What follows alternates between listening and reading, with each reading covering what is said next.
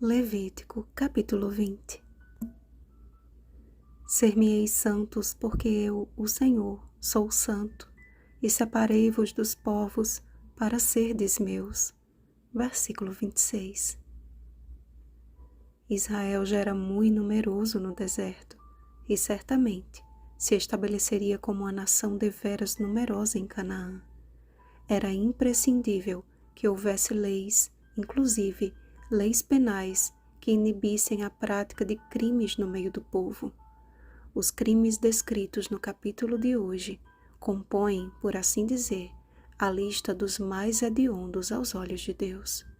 Suas sanções, que incluem pena de morte e esterilidade, já dizem por si só que a tolerância divina não os admite.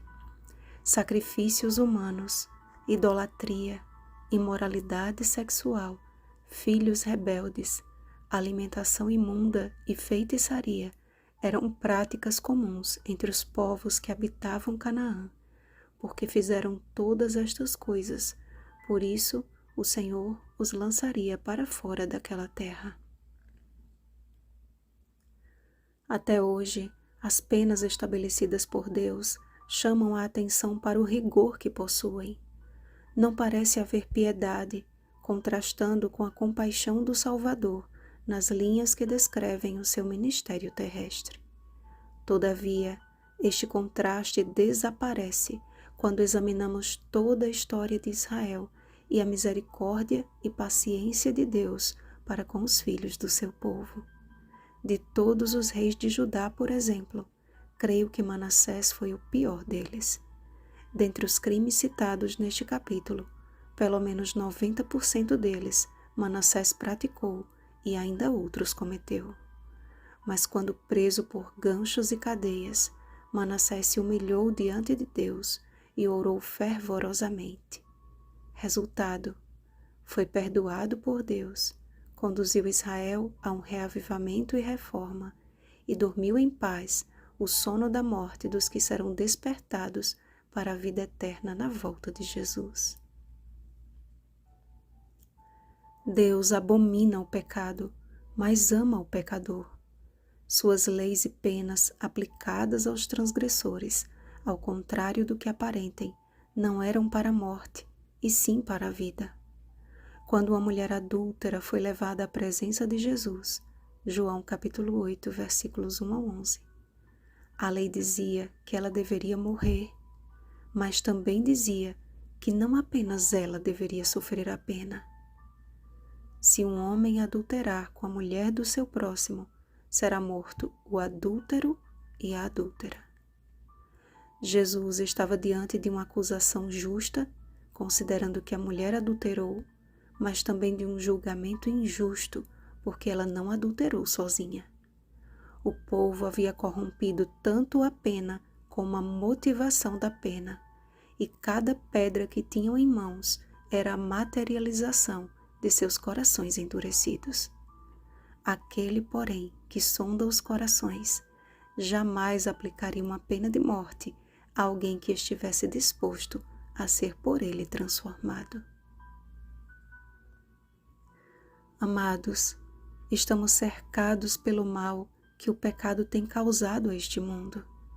A respeito disto está escrito: ai da terra e do mar, pois o diabo desceu até vós, cheio de grande cólera, sabendo que pouco tempo lhe resta. Apocalipse capítulo 12, versículo 12. E fechar os olhos para não ver as abominações que acontecem todos os dias, e o pior, que acontecem até mesmo no meio do professo povo de Deus, não resolve nada. Pelo contrário, só faz com que o pecado de um atinja também a sua família. Quando lemos o relato do rei Manassés, de seus pecados e de sua conversão, segundo Crônicas capítulo 33, versículos 1 ao 20, percebemos que não cumpre a nós julgar ninguém, mas certamente cumpre-nos falar e viver a vontade do Senhor como seus atalaias, intercedendo sempre por nossos irmãos. Porque não há demonstração mais eficaz para o impenitente do que o exemplo de uma vida consagrada a Deus. Cumpre-nos viver como aqueles que estão à espera do selamento final. Apocalipse capítulo 7, versículo 3. Porque como nos dias do profeta Ezequiel, assim será nos últimos dias.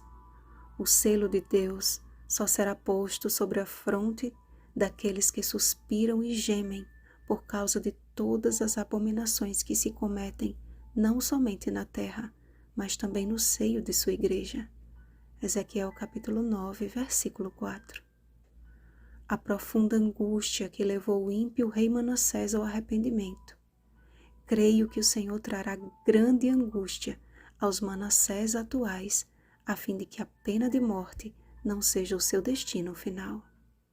Nunca foi e nunca será desejo de Deus que o perverso morra em sua perversidade, mas que ele se converta dos seus caminhos e viva. Ezequiel capítulo 18, versículo 23. Seja hoje o dia de buscarmos ao Senhor com angústia de alma. Olhemos para a cruz, para o sacrifício do inocente que sofreu a pena de morte pelos nossos pecados. Olhemos para a tumba vazia, para o Salvador que nos resgatou para a vida eterna. Cristo, eis o incomparável exemplo. Vigiemos e oremos. Bom dia, selados para a eternidade. Rosana Garcia Barros.